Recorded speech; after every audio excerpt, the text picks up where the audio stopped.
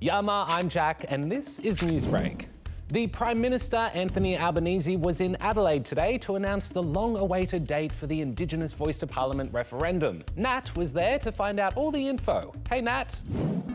Hey Jack, so I'm in Elizabeth in South Australia, where the Prime Minister, Anthony Albanese, has just announced the date for the Indigenous Voice to Parliament referendum. Here's what he had to say. The idea for a voice came from the people, and it will be decided by the people. Today I announce that referendum day will be the 14th of October. Okay, so not too far away, only about 6 weeks or so. In case you need a recap, Aussies will be asked to vote yes or no on whether they think an Indigenous voice to Parliament should be added to the Constitution.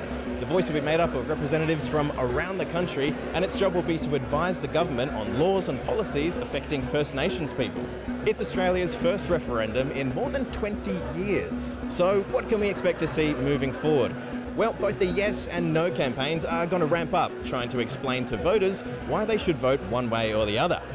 I think it's time for Aboriginal people to be recognised in Parliament and have a voice in Australia. It should have happened decades ago. I believe in the no vote, because I don't think it's really going to change anything. I'm undecided. I just don't know what a yes or a no vote's actually going to mean when it comes to practicality. You'll also start to see pamphlets popped into your letterbox and a lot of posters and ads around the place as we get closer to the date. Which, did I already say it's not too far away? Yeah, I did say that. Back to you, Jack. Well, we're nearly at the end of August, and we're going out with a big bang, or a big moon at least. Tonight and tomorrow night we'll be treated to a rare blue supermoon. NASA reckons it only happens once every 10 years or so, or once in a blue moon, you could say. Sadly, the moon won't actually be blue. That's just what they call it when there are two full moons in the same month. The water in Port Lincoln is glowing in the dark. And no, it's not magic. It's all to do with algae. Here's Michelle. Here in Port Lincoln, on South Australia's Eyre Peninsula, something pretty special is happening. It looks like glow sticks in the water. It's pretty cool how when the waves come in, it's green and blue when you splash and move. I feel like I'm in the Avatar movie. That's right, the water is glowing. So what's causing it? Algae? But how does it work? I don't really know. Well, let's find out.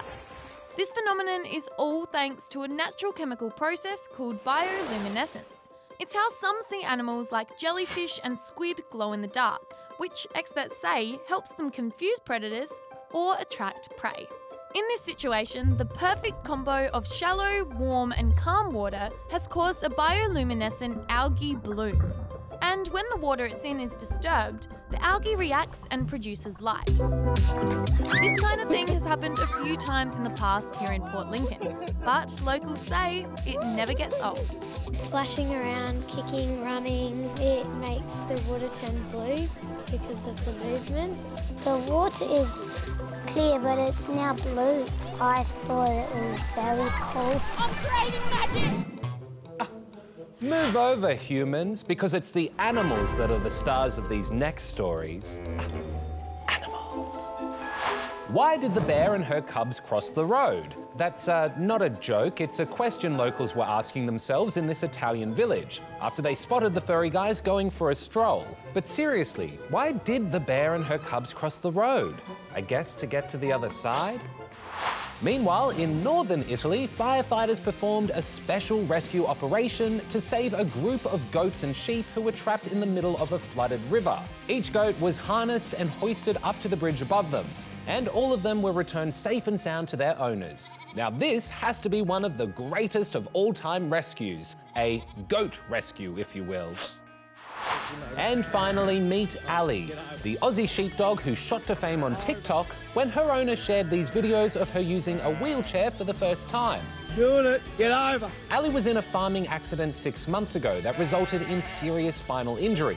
But thanks to this wheelchair, she's able to get back to mustering those sheep. Well, that's all the news we've got for you, but we'll be back tomorrow with more. Bye.